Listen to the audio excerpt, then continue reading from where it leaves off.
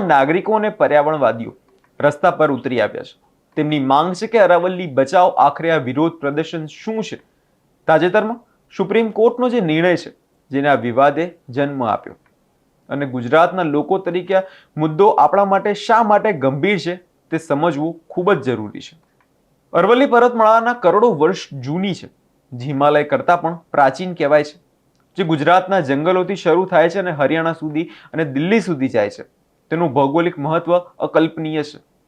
એનું સૌથી મોટું કામ છે કે તે પશ્ચિમ ભારતના જે થારના રણમાંથી આવતી ધૂળ અને રેતીની જે પર્વતમાં ફેલાતી અટકાવે છે. જો અરવલ્લી ના હોય તો આજે દિલ્હી એનસીઆર વિસ્તાર પણ રાજસ્થાન જેવો સૂકો અને કદાચ રેતાળ જ હોત. બીજું, તે પાણીનો સ્ત્રોત છે. આપણા પર્વતો વરસાદી પાણીને જમીનમાં ઉતારવામાં ખૂબ મદદ કરે છે, જેનાથી ભૂગર્ભમાં જળસ્તર એટલે કે ગ્રાઉન્ડ વોટર લેવલ જે છે જળવાઈ રહે છે. આસપાસના કરોડો લોકો માટે આ પાણી જીવનદાતા સમાન છે. અને જૈવ વિવિધતા, આ જંગલો અને ટેકરીઓ સેંકડો પ્રજાતિઓનું ઘર કહેવાય છે. દીપડા, હાઈના અને અસંખ્ય પક્ષીઓ. ટૂંકમાં અરવલ્લી માત્ર પર્વત નથી, તે દિલ્હી અને હરિયાણા માટે એક એર પ્યોરિફાયર અને વોટર ટેન્ક બનીને રહે છે. તો પછી આટલો મોટો વિવાદ કેમ? સવાલ થતો સ્વાભાવિક છે.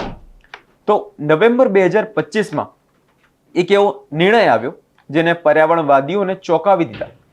સુપ્રીમ કોર્ટ કેન્દ્ર સરકારની સમિતિ દ્વારા સૂચવેલી અરવલ્લીની એક નવી વ્યાખ્યા સ્વીકારી. આ નવી વ્યાખ્યા એવી છે કે ફક્ત તે જ જમીનનો વિસ્તારને અરવલ્લી હિલ્સ ગણવામાં આવશે જે સ્થાનિક સપાટીથી 100 મીટર કે તેનાથી વધુ ઊંચાઈ ધરાવતા હોય.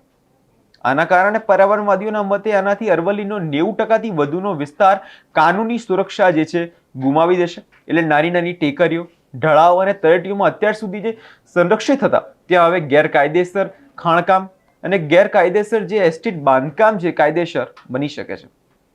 એક નિષ્ણાંતોના અનુસાર કે ઇકોનોમિસ્ટ આખી પર્વતમાળા જરૂરી છે. માત્ર ઊંચા શિખરો જ નહીં, નાની ટેકરીઓ દૂર થવાથી રણનું જે વિસ્તરણ છે એ ઝડપી થશે અને દિલ્હીની હવાની ગુણવત્તા વધુ ખરાબ થશે. ત્યારે આપણે જોઈ રહ્યા છીએ કે દિલ્હીનો જે વિસ્તાર છે ત્યાં એક્યુઆઈનું પ્રમાણ ખૂબ જ વધારે છે. 700, 600 એક્યુઆઈ ત્યાં સુધી પહોંચી ગયું છે.